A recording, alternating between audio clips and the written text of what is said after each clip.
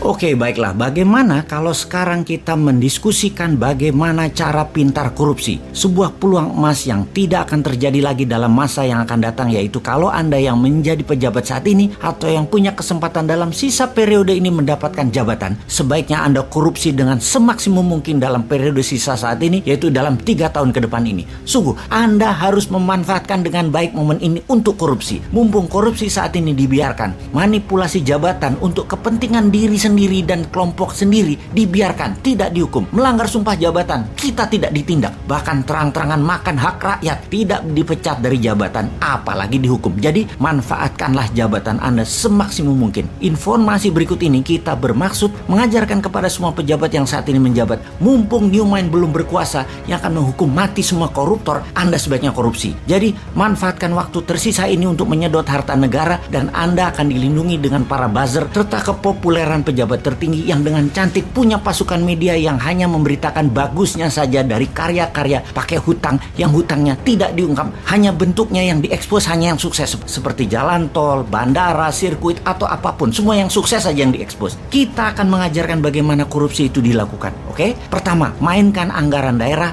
anggaran pusat, anggaran departemen, dan anggaran BUMN. Pastikan Anda punya teman atau sahabat yang Anda percaya untuk dimenangkan tendernya, diatur pagunya, dibuatkan spek produk sesuai dengan bohir Anda. Teman Anda tadi pastikan punya mitra yang memang pengalaman untuk bisa menyelesaikan proyek tersebut sebagai subkontraktor atau sub-supplier Anda. Teman Anda yang dimenangkan tendernya dan mendapatkan proyek tadi tinggal disubkan, nggak kerja, dapat cuan. Pastikan semua proyek dan anggaran di tangan Anda jatuh ke perusahaan kroninya Anda. Cara kedua adalah ciptakan proyek angin ribut dalam tanda petik. Proyek terlihat keren dan yang membuat masyarakat akan melihat Anda seperti orang sukses. Kemudian buat teman Anda yang dapat proyeknya tersebut. Proyek angin ribut ini kalau di daerah kerjasama dengan DPRD, pastikan semua politikus dapat permen jatah premannya. Kalau di pusat, pastikan sobat politikus Senayan dapat juga, yaitu untuk meloloskan anggaran atau membuat peraturan yang menguntungkan Anda para pejabat. Kemudian buat proyek yang ada asingnya dengan membodohi pemimpin tertinggi, seakan kalau ada uang asing, negara kita itu dianggap makmur, dengan cara membuat lembaga rating internasional kita bayar agar negara kita mendapat hutangan, agar dapat kepercayaan asing, agar proyek asing masuk, dipermudah dengan peraturan, misalnya Omnibus Law, buat aja semacam itu. Lalu karena proyeknya cross border atau antar negara, maka komisi Anda sebagai pejabat diletakkan di luar negeri, karena di luar negeri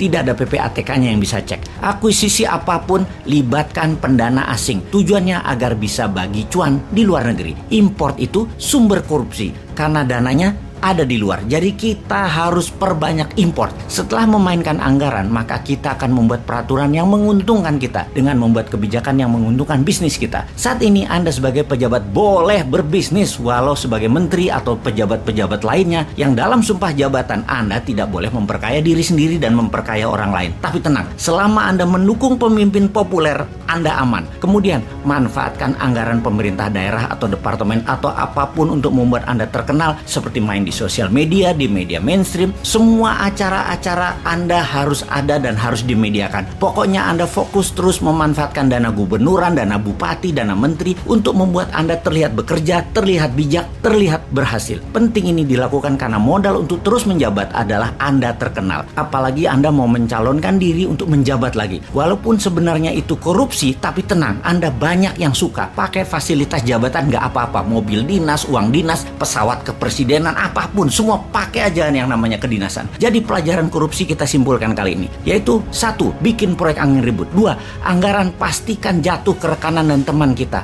3. Ubah peraturan dan kebijakan pemerintah pusat, pemerintah daerah, departemen yang menguntungkan teman-teman kita. 4. Perbanyak proyek antar negara agar komisi berada di luar. 5. Buat proyek multi-year sampai di atas 10 tahun agar yang menanggung bukan Anda lagi ketika Anda tidak menjabat, dan komisinya kan dapat di muka. Misalnya beli pesawat terbang 100 unit selama 10 tahun. Nah, komisinya kan di depan dan anggaran nyicil 10 tahun termasuk penyerahan pesawatnya nanti. Biarkan pejabat kemudian yang pusing dan rakyat yang pusing. Terakhir adalah gunakan fasilitas dan anggaran jabatan untuk membuat Anda terkenal di media. Oke, kita jelaskan nanti yang lebih rumit lagi, namun dapat dipastikan rakyat tidak akan tahu.